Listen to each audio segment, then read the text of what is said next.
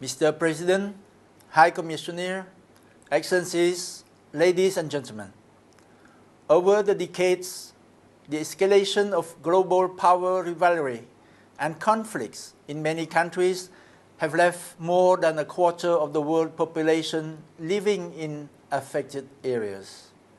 The life of millions of civilians have been profoundly affected. Cambodia is gravely concerned about threats to international peace and security. In response, we emphasize the critical need for peaceful dialogue and urge avoidance of actions that could precipitate severe humanitarian crisis. Armed conflict must end to preserve dignity and humanity for all. Peace and security must be restored. International cooperation and mutual trust among states must be strengthened alongside the establishment of robust international enforcement mechanisms. As the preamble of the UN Charter states, we must unite our strength to maintain international peace and security, fostering tolerance and coexistence as good neighbors. After 3 decades of civil war, Cambodia places utmost importance on peace. We support the notion that peace is the highest and most noble aspiration of humankind, which must be ardently cherished and protected. Peace is an enabling right, preconditioning the enjoyment of civil, political, economic, social, and cultural rights and the achievement of sustainable development. Proper human rights and development cannot be sustained where peace is under threat or fragile. Accordingly, Cambodia has committed itself to promoting peace and security worldwide. We have dispatched 9,281 peacekeepers, including 762 women, to UN missions protecting civilian life in 9 countries and maintaining peace and security in conflict areas. Mr. President, all human rights are organically interlinked and mutually reinforcing.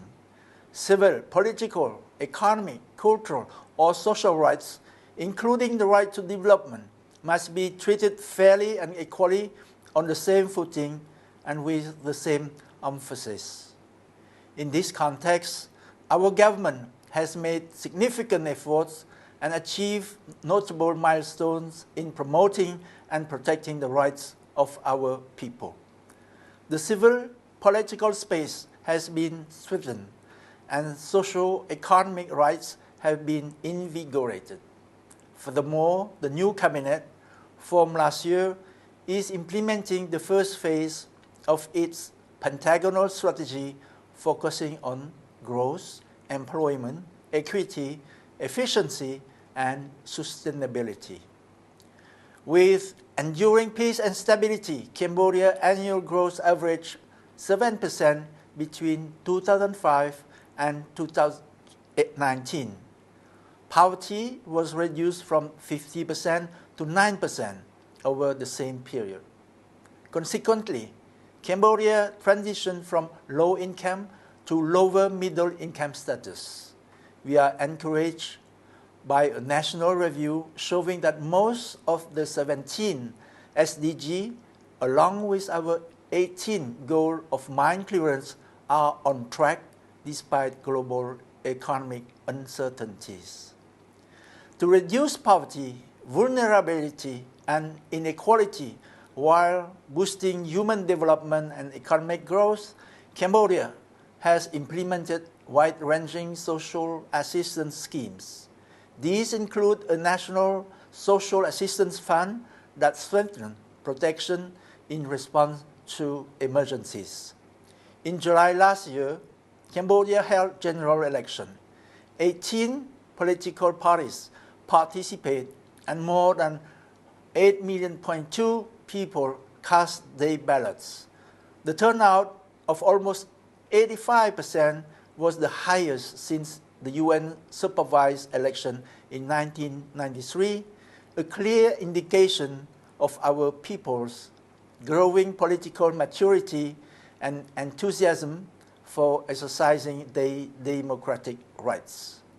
Thousands of observers, including 333 foreign observers from 65 countries, widely assessed the election as free, fair, credible, and just.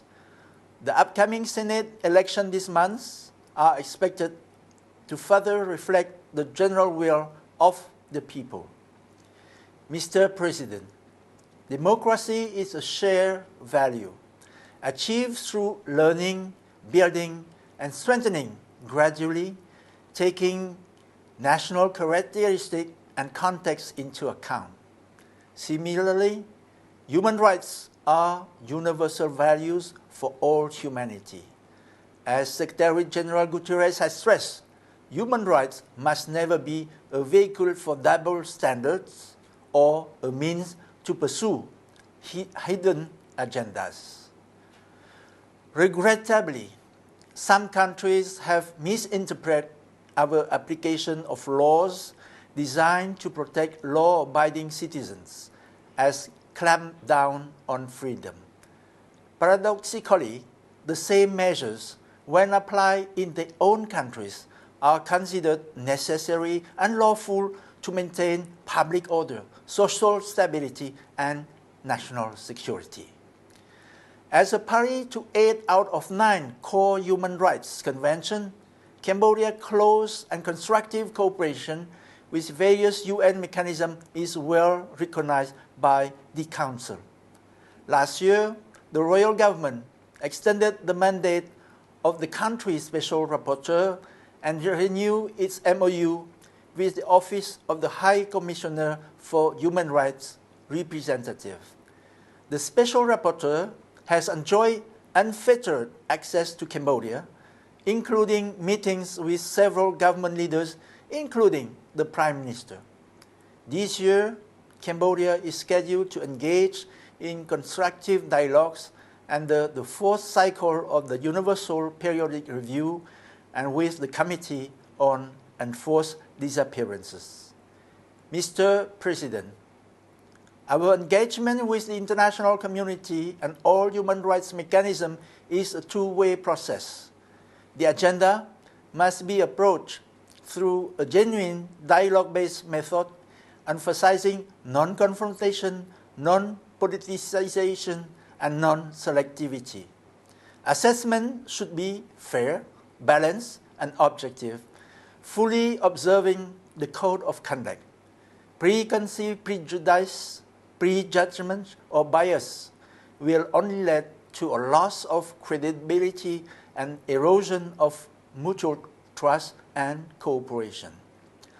To conclude, Cambodia remains resolute in our firm commitment to cooperate with all stakeholders to further promote and protect human rights within the framework of the rule of law and accountable institutions.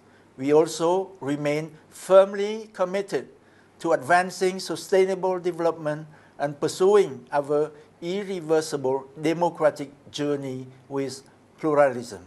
I thank you for your attention.